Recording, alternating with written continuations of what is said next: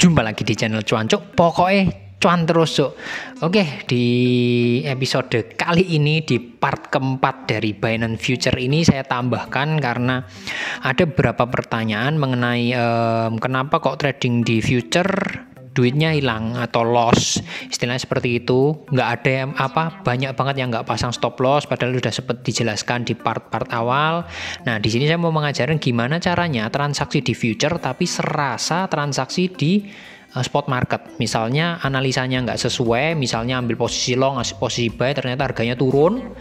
Nah, bisa nggak sih kalau harga nggak kena likuidasi, atau nggak usah pasang stop loss tapi nggak kena likuidasi, jadi cuma nyangkut kayak spot market biasa? Bisa. Di sini saya contohkan aja. Seperti biasa di konten ini saya pakai pakai margin atau dana sekitar $10 aja untuk latihan, istilahnya buat teman-teman mau latihan $10 atau di bawah $10 juga bisa.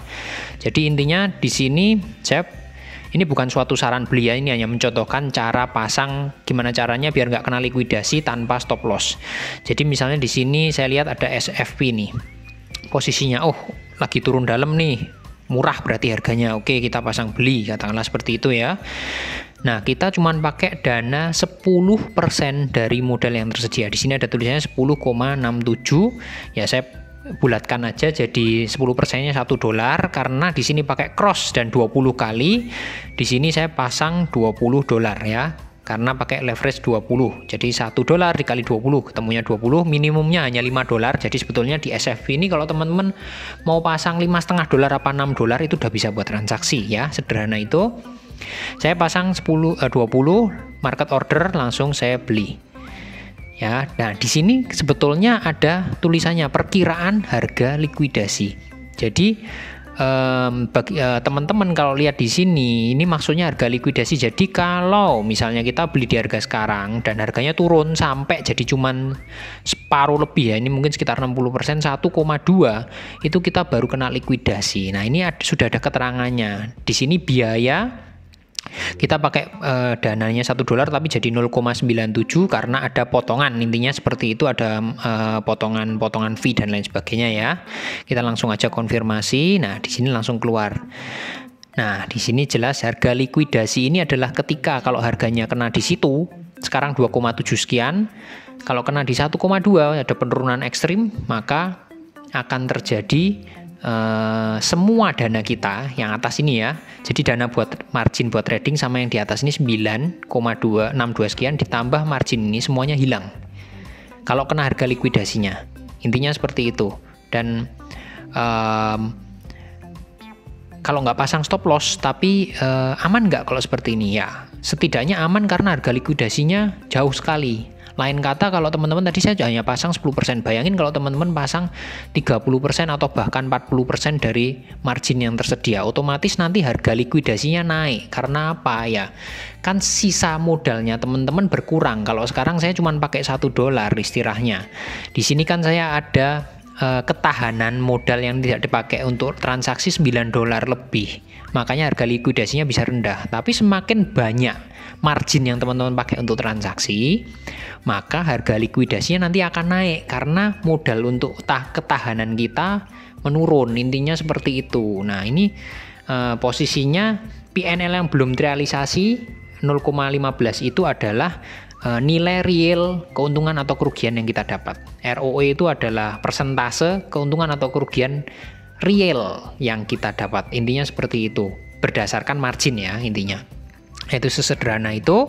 Kita langsung tutup posisi dulu aja. Kita lanjut kalau kita mau pengennya harga likuidasinya yang istilahnya lebih kecil lagi, atau kalau bisa meskipun turunnya tinggal 0,0 sekian di kasusnya SFP ini nggak kena likuidasi, boleh kita lanjut.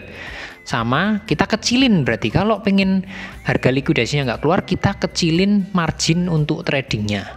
Jadi misalnya di sini tadi udah pakai 10%, kita coba sekarang 5%. Jadi kalau 5% itu hanya pakai sekitar kalau tadi $1, kita sekarang pakai $0,5 karena leverage 20, jadi di sini kita pakai 10 ya.